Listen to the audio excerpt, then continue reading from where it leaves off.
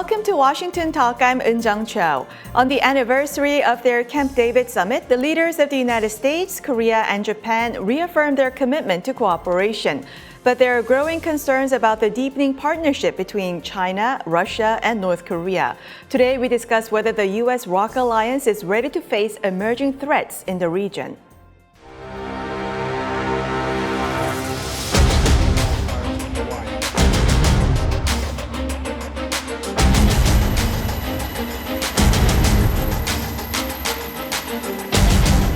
Put it on strategic footing for the long term, including by holding another trilateral leader summit before the end of the calendar year this year.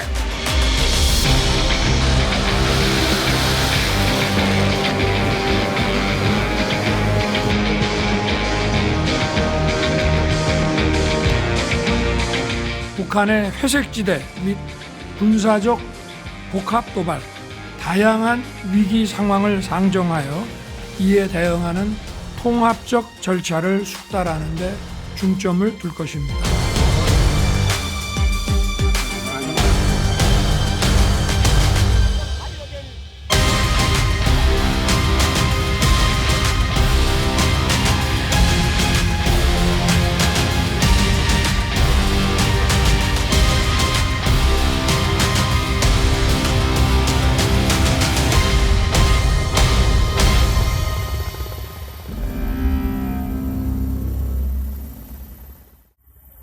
In the studio with me, Mr. Richard Lawless, founding principal of NNV Consulting.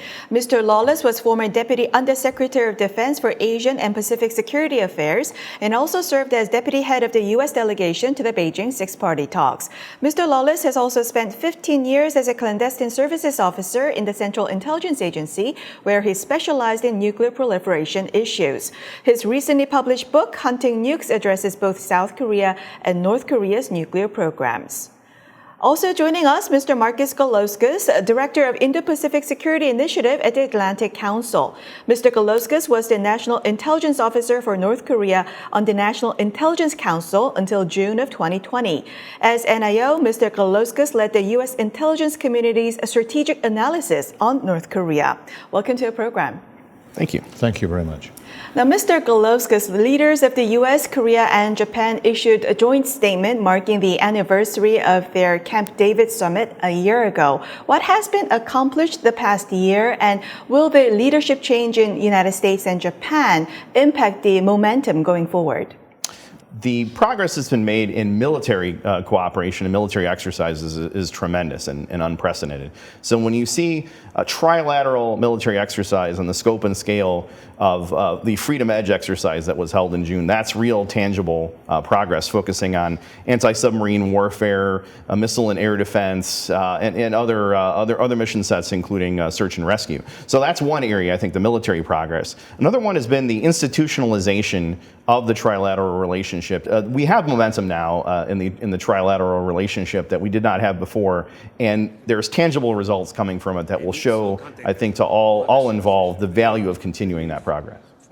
I'm a little bit less optimistic about the future, and the reason I'm less optimistic is there's an old American expression, it takes two to tango. In this case, it takes three to tango. And I'm concerned that we have leadership changes either immediately pending or in the future. We have Mr. Kishida, who has announced he will not run for the LDP presidency, which means we'll have a new prime minister in Japan. We could very well have a diet election then coming up, lower house, that in which the LDP does not retain its leadership position. So Japan is an open question. And if we lose Kishida, we've lost part of that momentum personally. Of course, in the United States, we have a change in leadership, which is somewhat problematic given the candidates. And then lastly, we have a situation in the Republic of Korea where President Yoon has a couple more years to go, but he faces a very active opposition on the part of the progressives. So I think momentum is there, is well characterized by Mark, but I think it's going to take a lot of hard work and some good luck to sustain that momentum and take us where we want to go in the future. So in the past, when there is anti-Americanism or anti-Japan sentiment in Korea, we've seen United States boost its military cooperation with Japan and strengthen its relationships with Asian allies other than Korea. If there is another round of anti-sentiment arise from Korea, would we see similar actions coming from United States? I don't know. I think the United States goes where it's wanted and continues to support the people that want its support. I could really see the United States continuing in its current relationship with Japan because there's a lot of momentum bilaterally there right now. Huge momentum. And it's almost unprecedented. And if the Republic of Korea, because of a progressive administration, begins to fall off from that momentum, I think the United States would tend to depend much more on its relationship with Japan. It's inevitable. You have to go where you're wanted. And I don't see signs in the leadership of the Progressive Party in the Republic of Korea that they're committed to the alliance in reality. So you have to go where you are wanted. If South Korea is not proactive in strengthening military cooperation with the United States, then the United States is bound to boost cooperation with Japan militarily. Oh, I think the United States will be boosting its cooperation with Japan no matter what. We're going at 80 miles an hour now, and we used to be going at 25. The question is the political situation in the Republic of Korea in the coming 2 to 3 years going to allow Korea to be part of that equation, the Republic of Korea? And that is problematic. That's all I'm saying. And Mr. Garlauskas, reportedly newly approved nuclear employment guidance seeks to prepare the U.S. for possible coordinated nuclear challenges coming from China, Russia, and North Korea. What nuclear strategic plans can be drawn up to overwhelm the three nuclear powers? Yeah, so I'm not going to speak to the specifics of any sensitive documents, but Pranay Vadi, who's senior director at the National Security Council, made the point in a recent speech that we have to simultaneously deter China, Russia, and North Korea, not just deter, but deter from the nuclear threats from those three countries.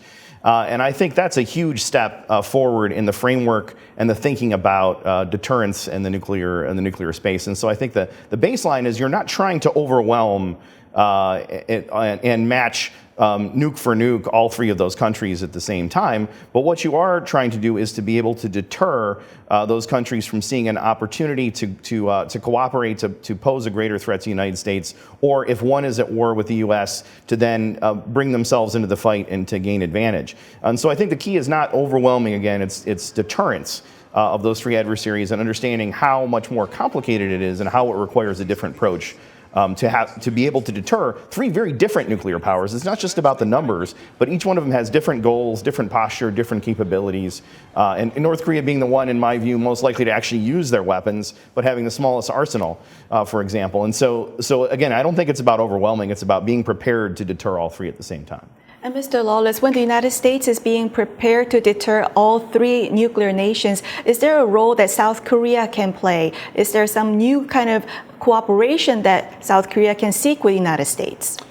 Good question. I think that there are some things that can be done. For example, part of that strategy that has just been discussed or has been rolling out, actually, even though there's a new policy document that was referenced, we've been rolling this out for a couple of years to increase our strategic deterrence, somewhat conventional, but strategic deterrence. For example, in Europe, we're moving ahead on what is called a new missile age there, where we're actually begin deploying next year, 3 different types of intermediate range missiles in Europe for the first time in 30 years.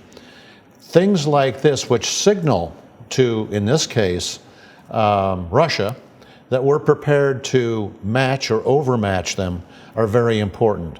Korea is watching this. The Republic of Korea and Japan are probably going to make a decision each on their own whether they ask for the same quality of deterrence that the U.S. is now going to be making available in Western Europe.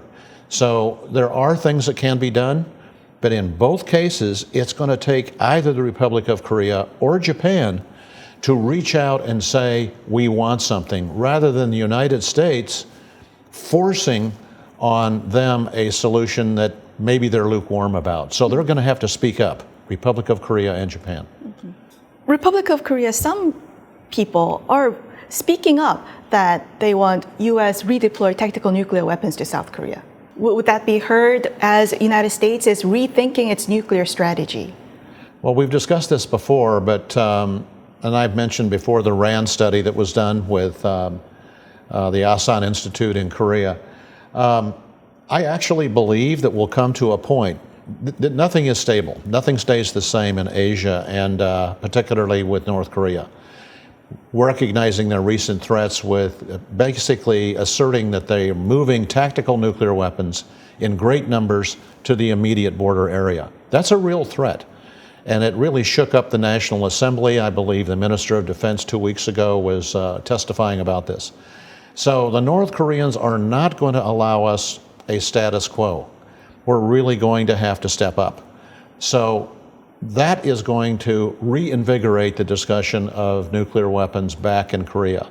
So I do believe there will be sooner rather than later a request by the Republic of Korea, irrespective of the government, to reintroduce tactical nuclear weapons in Korea, a la Europe, and I believe that's a very reasonable request.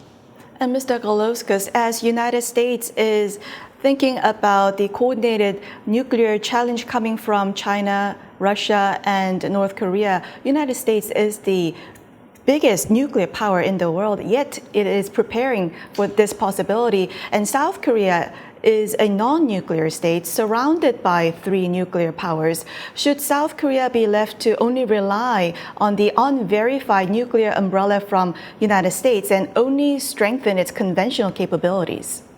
Well, I think unverified is a very strong word. I think the nuclear umbrella, extended nuclear deterrence, to use the technical terminology, is actually quite strong.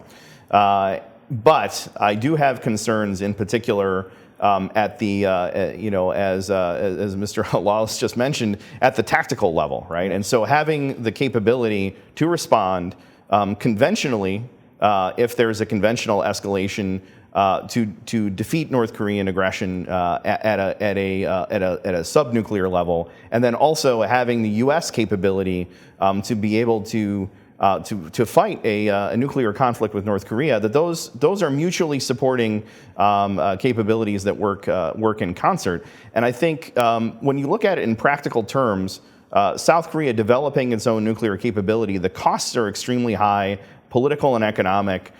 There's a lot of things that go along with developing a nuclear capability. So it's not so much that I personally have any kind of philosophical objection per se to South Korea having its own nuclear weapons.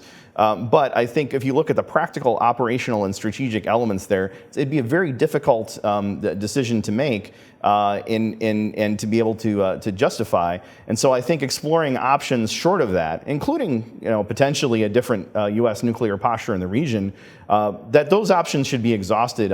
I would think, if I were advising South Korea, before considering South Korea having its own nuclear problem, and then all of the other, again, problems that come with that.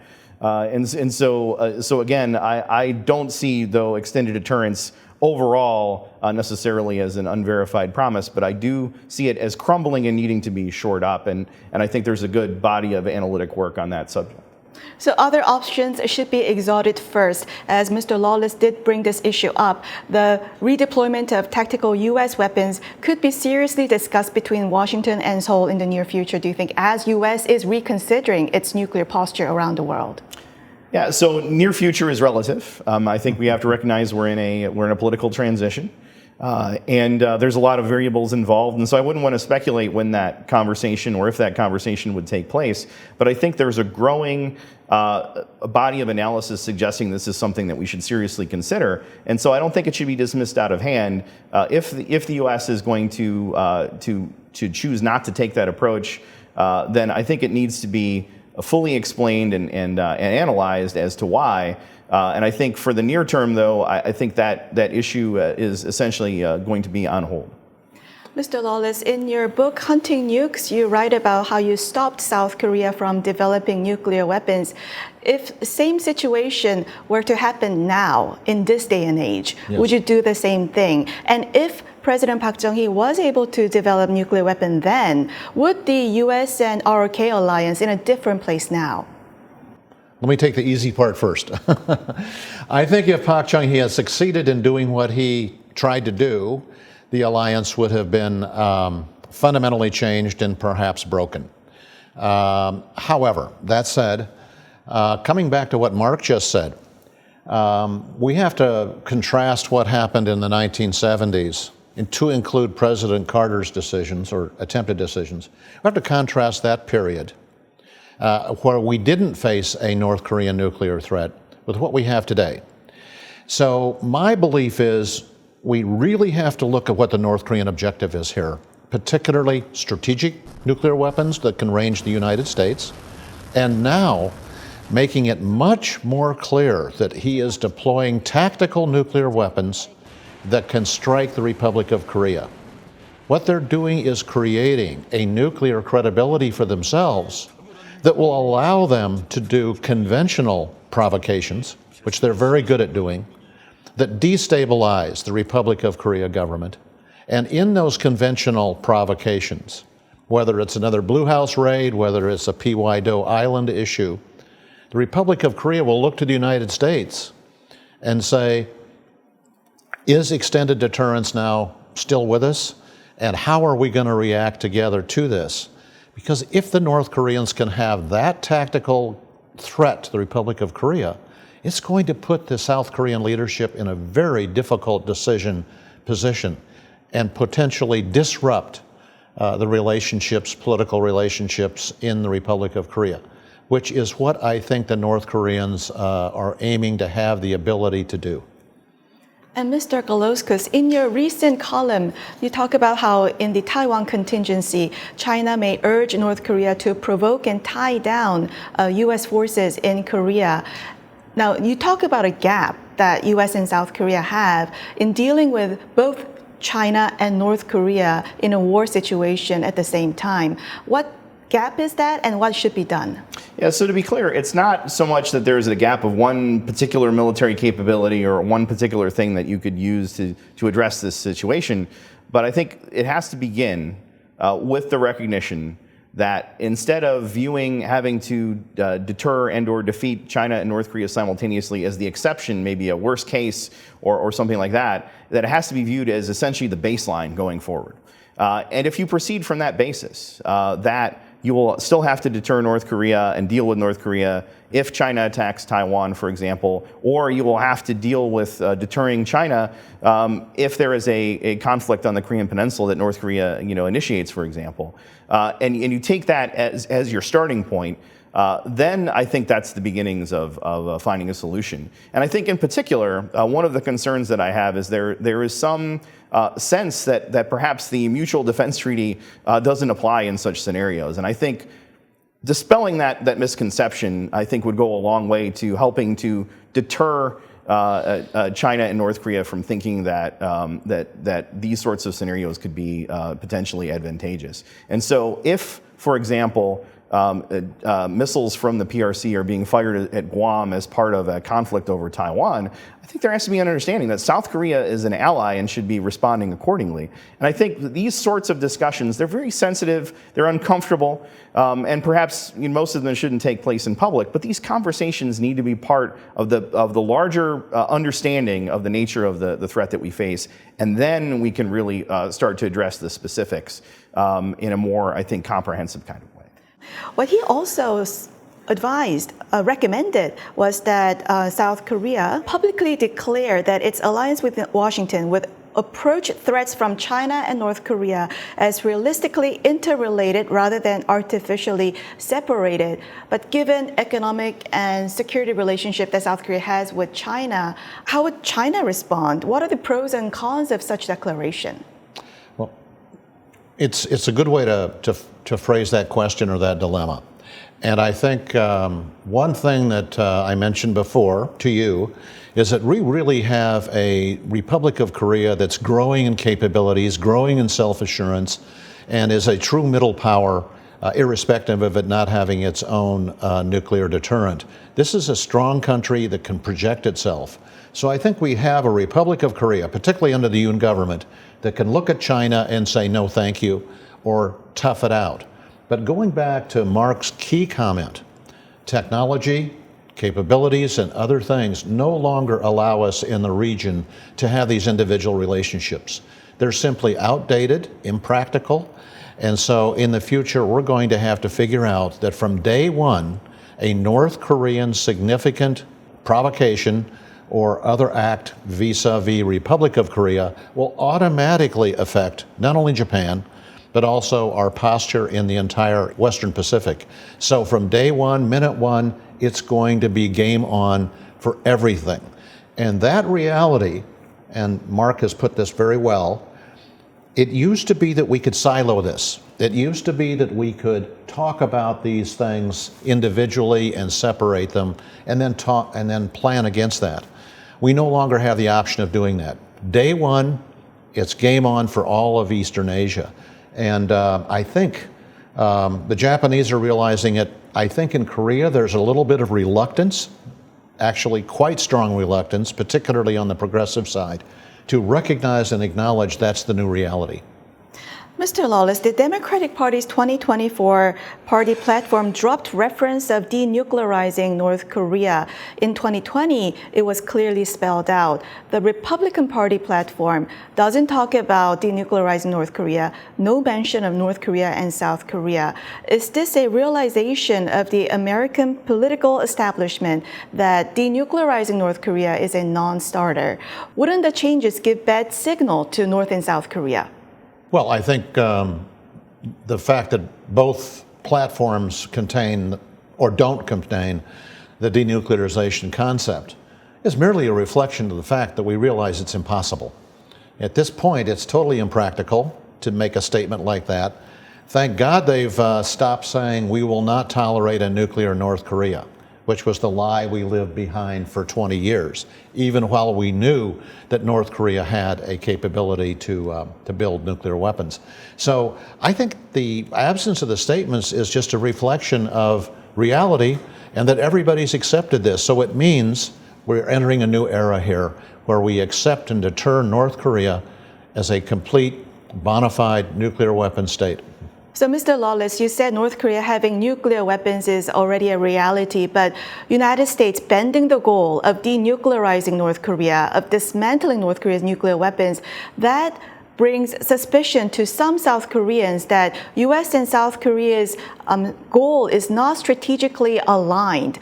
And some even say that it is the United States which give reasons for South Korea to want nuclear weapons because the United States is now soft on the goal of denuclearizing North Korea. How would you respond to that? I think that's far from the truth.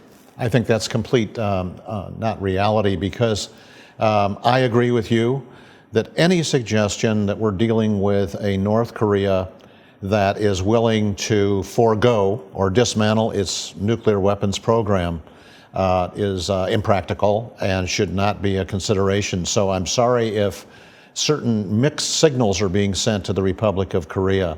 I think we've been pretty clear in our signals to the Republic of Korea and to North Korea, but we got to live with the new reality. North Korea is a sophisticated nuclear weapon state.